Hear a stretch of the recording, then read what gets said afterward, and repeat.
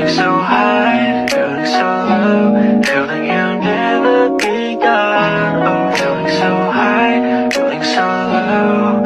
Oh. Halo, perkenalkan nama saya Kofifa Salsabila dengan NIM 2213521042. Di video kali ini saya ingin memperlihatkan potensi perikanan tangkap yang ada di Indonesia. Indonesia dikenal sebagai negara maritim, memiliki potensi sumber daya perikanan tangkap dan hasil pengolahan berlimpah. Potensi sektor perikanan Indonesia adalah yang terbesar di dunia, baik perikanan tangkap maupun perikanan budidaya dengan potensi produksi lestari sekitar 67 juta ton per tahunnya. Dari angka ini, potensi produksi lestari perikanan tangkap laut sebesar 9,3 juta ton per tahunnya, dan perikanan tangkap di perairan darat seperti danau, sungai, waduk, dan rawa sekitar 0,9 juta ton per tahunnya, atau total perikanan tangkap 0,2 juta ton per tahunnya. Sisanya 56,8 juta ton per tahunnya adalah potensi perikanan budidaya, baik budidaya laut, budidaya perairan, maupun budidaya perairan tawar. Berdasarkan angka produksi perikanan tangkap dan perikanan budidaya tahun 2018, produksi perikanan tangkap Indonesia mencapai 7,36 juta ton atau 72,17% dari potensi perikanan tangkap, dan produksi perikanan budidaya mencapai 15,77 juta ton atau 27,76% dari potensi perikanan budidaya di laut dan darat.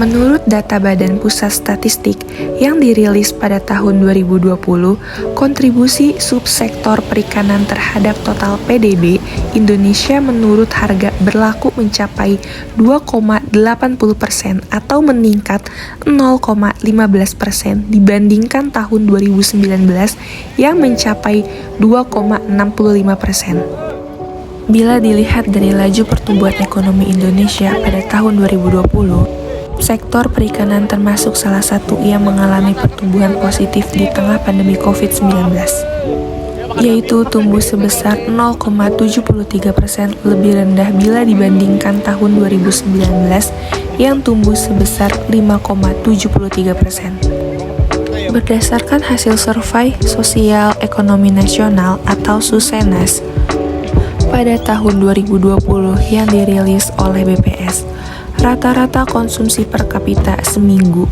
untuk jenis ikan dan udang segar mencapai 0,33 kg kapita per minggu, dan untuk ikan dan udang yang diawetkan mencapai 0,04 kg per kapita per minggu, atau total konsumsi mencapai 0,37 kg per kapita per minggu.